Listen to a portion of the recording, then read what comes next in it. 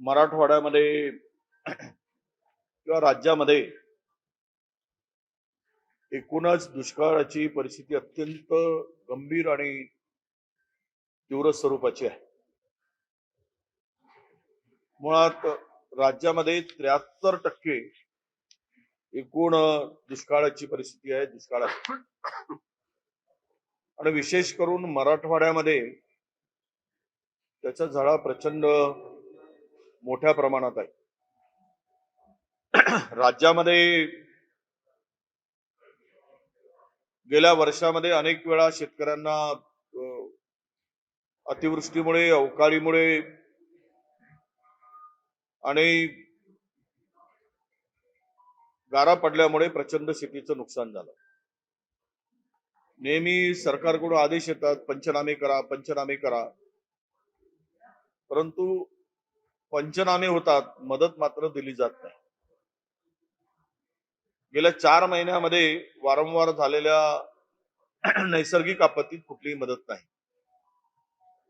आणि त्यानंतर या मराठवाड्यामध्ये तर पिण्याच्या पाण्यापासून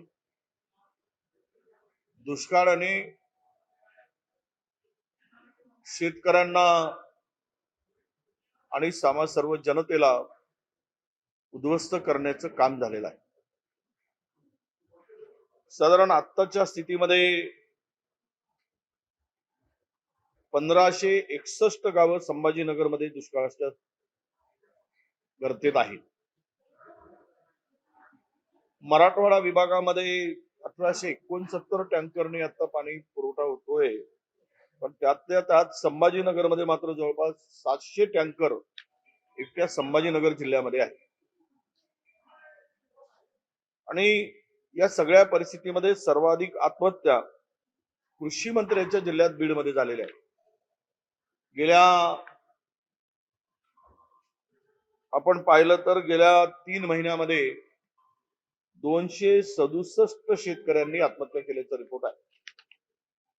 हा मराठवाड्यात सर्वाधिक शेतकऱ्यांच्या आत्महत्या झालेल्या 3 महिन्यामध्ये आपल्याला पाहायला मिळतात.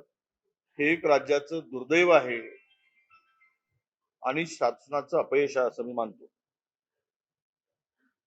मुळात अनेक भागामध्ये आता पिण्याचं पाणी मिळत नाही, 15-15 दिवस मिळत नाही. ही परिस्थिती पाहण्यासाठी आमचे प्रदेशाध्यक्ष उद्या येत आहेत, त्यांची टीम तिकडे बघणार आहे काही जिल्ह्यात. मी सुद्धा आज 2 ठिकाणी 2-3 ठिकाणी जाऊन जालना जिल्ह्यामध्ये पाहणार आहे, कारण मी विदर्भाचा दौरा करणार आहे. विदर्भामध्ये सुद्धा अनेक भागामध्ये दुष्काळाची परिस्थिती आहे. मी आज मुद्दाम आलोय कुंभार कुटुंबाच्या भेटीसाठी आणि शेतकऱ्यांच्या दुष्काळी भागाची पाहणी करण्यासाठी आज आलेलो आहे. त्यातल्या त्यात काल एका शेतकऱ्यांनी आमची आत्महत्या केली, विठ्ठल दाभाडे पिंपळकुंड्याच्या. कारण काय, तर या शेतकऱ्याला शेती गहाण ठेवून कर्ज काढलं, बँकेच्याकडे कर्जाची मागणी केली, पण बँकेच्या अधिकाऱ्यांनी लाच मागितली कर्ज देण्यासाठी, आणि लाच न दिल्यामुळे या शेतकऱ्याला कर्ज मिळालं नाही आणि त्या शेतकऱ्याला आपली जीवनयात्रा संपवावी लागली. हे अत्यंत दुःखद आणि दुर्दैवी घटना महाराष्ट्रात आता सुरू झालेली आहे. राज्यात टेंडरबाज आणि टक्केवारीचं सरकार असल्यामुळे शेतकऱ्यांच्याकडे बघायला या नालायक लोकांना आता वेळ नाही. हे टेंडरमध्ये आणि टक्केवारीमध्ये व्यस्त असलेलं सरकार आहे. एवढा मोठा दुष्काळ पडला असताना त्यांनी निवडणुकीचं कारण, आचारसंहितेचं कारण सांगून दुष्काळग्रस्तांना, शेतकऱ्यांना मूर्ख बनवण्याचं काम केलं. आणि दुसरीकडे मात्र निवडणूक आयोगाकडे विशेष परवानगी मागून 25,000 कोटीचे टेंडर काढले. एकीकडे निवडणूक आयोगाची विशेष परवानगी घेऊन 25,000 कोटीचे टेंडर काढायचे, आणि दुसरीकडे मात्र शेतकरी आणि सामान्य जनता दुष्काळात होरपळत असताना आचारसंहितेचं कारण सांगायचा इतका बेशर्मपणा या सत्ताधाऱ्यामध्ये आहे. म्हणजेच हे सरकार टेंडरबाज सरकार आहे, आता स्पष्ट झालेलं आहे. याला शेतकऱ्याशी काहीही देणं घेणं नाही, ही परिस्थिती आहे. मुद्दाम यांनी जर परवानगी मागितली असती तर निवडणुकीच्या लगेच मतदानानंतर शेतकऱ्यांना मदतीसाठी निवडणूक आयोगाकडून परवानगी सहज मिळाली असती. पण त्यांना ती मदत करायची नाही आहे, हेच यातून स्पष्ट होत आहे. या 4 महिन्यामध्ये अनेक भागामध्ये गारा पडल्या, अवकाळी पाऊस आला, त्यातूनही होतं थोडं बहुत होतं, तेही नुकसान झालं. विशेष करून सोयाबीन उत्पादक शेतकरी हा उद्ध्वस्त झाला. 2013 मध्ये 4,500 रुपयाचा जो दर होता, तो 10 वर्षांनी सुद्धा शेतकऱ्याला आपलं सोयाबीन 4,000 रुपयांनी विकावं लागलं. यापेक्षा दुर्दैव असू शकत नाही. ज्या पंतप्रधानांनी देशाला शेतकऱ्याला सांगितलं की आम्ही तुमच्या शेतमालाला दीडपट भाव देऊ, MSP देऊ, हमी भाव देऊ, पण शेतकऱ्याला कुठेही सोयाबीनच्या शेतकऱ्याला हमी भाव मिळाला नाही. याचाच अर्थ हे कुठल्या लायकीचे आहेत हे आता स्पष्ट होत आहे. म्हणून या ज्या काही मागण्या आहेत त्यामध्ये मनरेगाच्या सवलती आपण करा, त्यामध्ये सूट द्या आणि त्याचं काम आपण त्वरित सुरू करा, ही सुद्धा या ठिकाणी मागणी आहे. मला दुःख आहे की जलयुक्त शिवार नावाची योजना आणली, लाखो करोडो रुपये खर्च केले, फार गाजावाजा केलाय आणि दुष्काळातून आम्ही राज्याला बाहेर काढू अशी घोषणा केली. पण आज मात्र संपूर्ण राज्य दुष्काळाच्या आणि पाणी पिण्याच्या पाण्याच्यासाठी भटकतो आहे. हे या योजनेची विफलता आहे, ही फसवी आहे, हे आता स्पष्ट झालेलं आहे. दुसरा विषय, एका जमीन बळकवणाऱ्या मोठ्या ज्याला हाव आहे जमिनीची, लोकांच्या जमिनी बळकवून ताबा मिळवणं हा ज्यांचा धंदा आहे, असे मंत्री, केंद्रीय मंत्री यांनी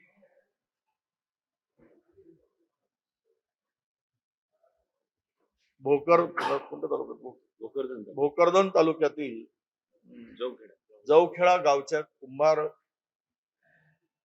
कुटुंबियाची गुंडाकरवी जमीन हडपण्याचा प्रयत्न केला. त्याचं घर जमीनदोस्त केलं. त्याच्या म्हाताऱ्या आई वडिलांना मारहाण केली, त्यांना मारहाण केली, कुटुंबाला मारहाण केली. त्या कुटुंबाला सुद्धा भेटण्यासाठी मी जाणार आहे आणि दाभाळे नावाच्या शेतकऱ्यांनी आत्महत्या केली, त्या कुटुंबाला भेटणार आहे. पण मुळात या दानवे नावाच्या ग्रस्तांनी त्यांच्या कुटुंबात त्यांच्या गुंडाकरवी मारहाण केल्याचा जो आरोप या कुंभार कुटुंबाने केलेला आहे, याची दखल अद्यापही शासनाने, प्रशासनाने, पोलिसांनी घेतली नाही. हा मुद्दाही आम्ही विधानसभेत लावून धरू आणि पोलीस अधीक्षकांनाही सांगू, तरी त्या सगळ्या गुंडांचा बंदोबस्त केला पाहिजे. जमीन बळकवणारे टोळके गुंड पोसून मोक्याच्या आणि प्राईम लँड ज्या असतात त्या जमिनीवर डोळा ठेवायचा आणि त्यांना धमक्या देऊन मारहाण करून ती जमीन मिळवायची आणि त्यातून गडगंज संपत्ती उभी करायची, हा धंदा या मंत्र्यांच्या कडून होत असल्याच्या गंभीर तक्रारी आमच्याकडे आहेत. आणि हे राजरोसपणे तो करतो आहे. त्यांना सत्तेची भीती अजिबात वाटत नाही. उद्या आमची राज्यात सरकार आली तर आम्ही एक या संदर्भात विशेष एक टास्क फोर्स नेमून अशा तक्रारी मागू आणि बडकवलेल्या जमिनी त्या त्या शेतकऱ्याला त्या व्यक्तीला परत करण्यासाठी नक्कीच आम्ही प्रयत्न करू. परंतु आज सामान्य जनतेच्या भरोशावर लोकांच्या भरोशावर मतं मिळवून सत्तेची मस्ती अंगात कशी असते कशी येते हे या घटनेतून आता आम्हाला मराठवाडा आणि विशेष करून लातूर आणि संभाजीनगर जिल्ह्यामध्ये दिसत आहे. त्या कुटुंबाला भेट दिल्यानंतर पुन्हा अधिक वस्तुस्थिती माहित होईल ते मी जालन्यामध्ये सांगणार. पण दुर्दैव आहे की एवढ्या मोठ्या उच्च पदस्थ केंद्रीय स्तरावर काम करणाऱ्या लोकांच्याकडून अशा प्रकारे समृद्धीच्या लगतची जमीन हडपण्याचा प्रयत्न करावा आणि त्या कुटुंबाला मारहाण करून म्हाताऱ्या आई वडिलांना मारहाण करावी हे नक्कीच दुर्दैवाची गोष्ट आहे.